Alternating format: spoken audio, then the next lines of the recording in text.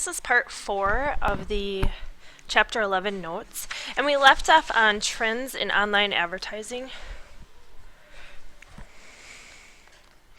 I think we were on this part.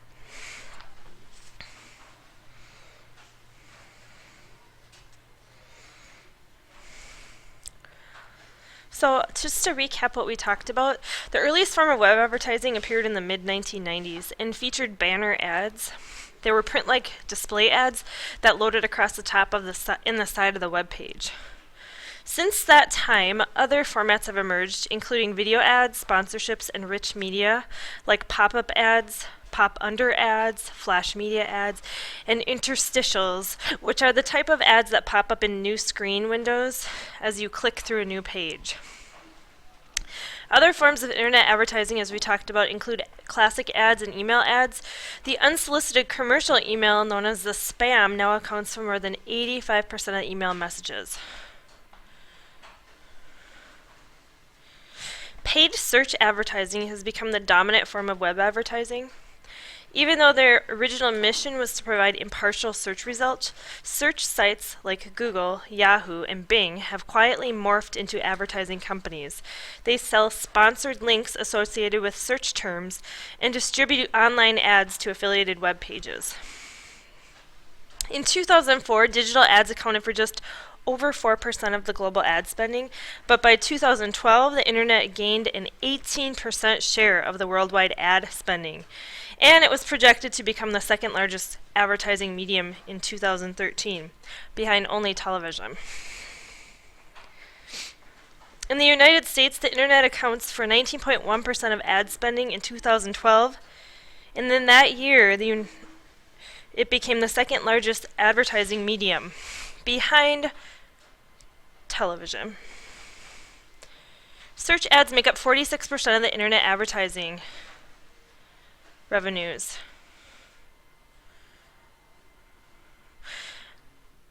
So the online advertising is challenging the traditional media.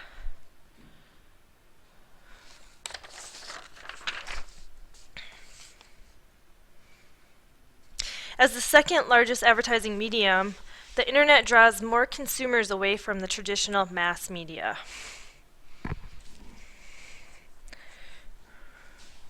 Because the internet advertising is the leading growth area, advertising mega agencies have added digital media agencies and departments to develop and sell ads. For example, WPP, the #1 selling mega agency, has 24/7 Real Media. Omnicom owns Proximity Worldwide, and Publicis has Digitus and Razorfish. And Interpublic operates RGA. They all realize the potential of their online ad businesses. And so the web services also aggressively expand to advertising markets by acquiring smaller internet advertising agencies.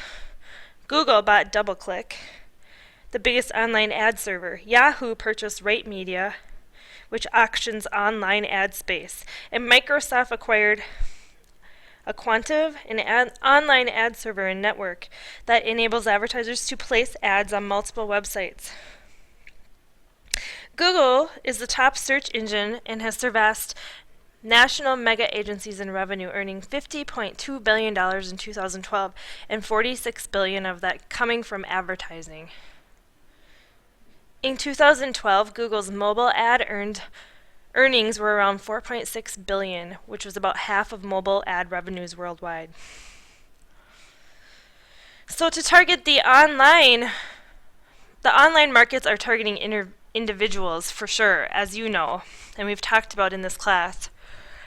Marketers can develop consumer profiles through cookies and online surveys to direct targeted ads to individual consumers. This is a practice that really troubles citizens and consumers today, as well as privacy advocates. Smartphones also enable advertisers to target consumers by geographic location or demographic.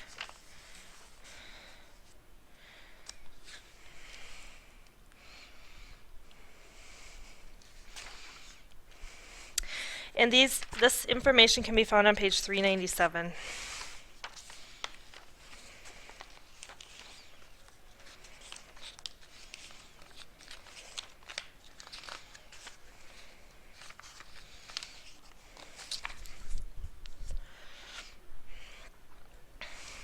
Let's talk about advertising and how it has invaded social media. I'm sure you guys have realized that. Social networking sites like Facebook provide advertisers with access to a potentially huge audience by enabling them to turn their paid media into earned media.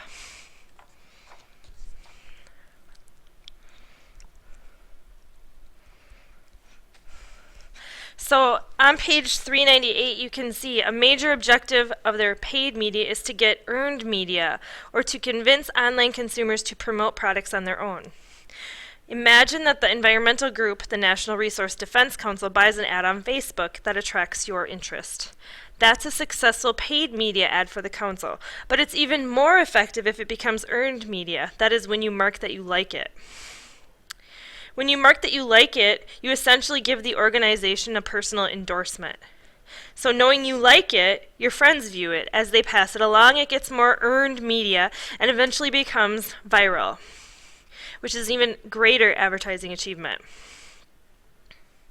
As the Nielsen Media Rating Service says about online earned media, study after study has shown that consumers trust their friends and peers more than anyone else when it comes to making a purchase decision. Social media are helping advertisers such as personal endorsements to further their own products and marketing messages, basically letting consumers do the work for them. So again, that idea of word of mouth, but it's all word of mouth through social media. There's been some recent controversy in online advertising, though. It's about whether people have to disclose if they're being paid to promote a product. So for example, bloggers often review products or restaurants as a part of their content. Some bloggers with large followings have even been paid, especially, well, they can either be paid directly or by gifts of free products or trips. And they're paid to give positive reviews or promote products on their site. When these instances, dubbed blogola by the press, came to light in 2008 and 2009, the bloggers argued that they did not have to reveal that they were being compensated for posting their opinions. At the time, they were right. However, in 2009, the Federal Trade Commission released new guidelines that required bloggers to tell whether the advertiser is compensating them to discuss the product. In 2010, there was a similar controversy when it was revealed that many celebrities were being paid to tweet about their favorite products. One of Facebook's most recent ad ventures, called Sponsored Stories, the way this works is that companies, including Amazon, pay Facebook to generate automated ads.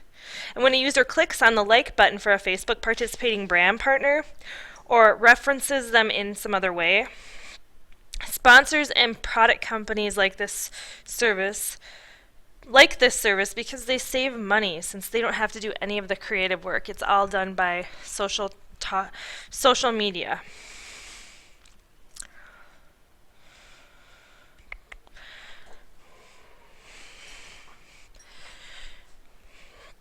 Let's talk about the conventional persuasive strategies.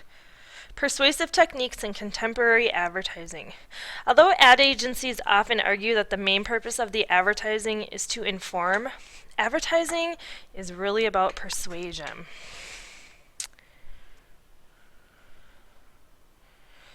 So one of the most conventional persuasive strategy is the famous person testimonial.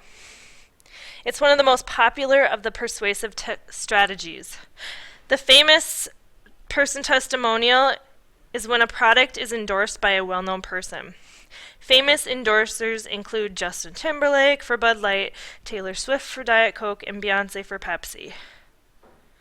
In addition, athletes earn some of the biggest endorsement contracts. Chicago Bulls player Derrick Rose earned $260 million, a 14-year deal with Adidas, and the same shoe company that has a $160 million deal with the now retired soccer star David Beckham. Then we have the second plain folks pitch, which associates a product with simplicity. So over the years, Volkswagen drivers wanted General Electric, we bring good things to life, and Microsoft, I'm a PC. And Windows 7 is my idea. Have each used slogans that stress how new technologies fit into the lives of the ordinary person. Then we have the snob appeal, which attempts to persuade consumers that using a product will maintain or elevate their social status. Advertisers selling jewelry, perfume, clothing, and luxury automobiles often use this appeal. The bandwagon effect is on these are on page 399 and 400. The bandwagon effect points out in exaggerated claims that everyone is using a particular product. Brands that refer to themselves as America's favorite or the best imply that consumers will be left behind if they ignore the product. A different technique, the hidden fear appeal, plays on the consumer's sense of insecurity. Deodorant, mouthwash, and shampoo ads frequently invoke anxiety, pointing out that only a specific product could relieve this embarrassing personal hygiene problem. And then finally, we have irritation advertising, which is creating product name recognition by being annoying or obnoxious. So, although both research and common sense suggest that irritating ads do not work well, there have been exceptions. In the 1950s and 60s, for instance, an aspirin company ran a TV ad illustrating a hammer pounding inside a person's brain. Critics and the product's own agency suggested that people bought the product, which sold well, to get relief from the ad as well as from their headaches. So the ad gave them a headache. On the regional level, irritation ads are often used by appliance discount stores or local car dealers who dress in outrageous costumes and yell at the camera. I'm going to stop this. This will be part 4.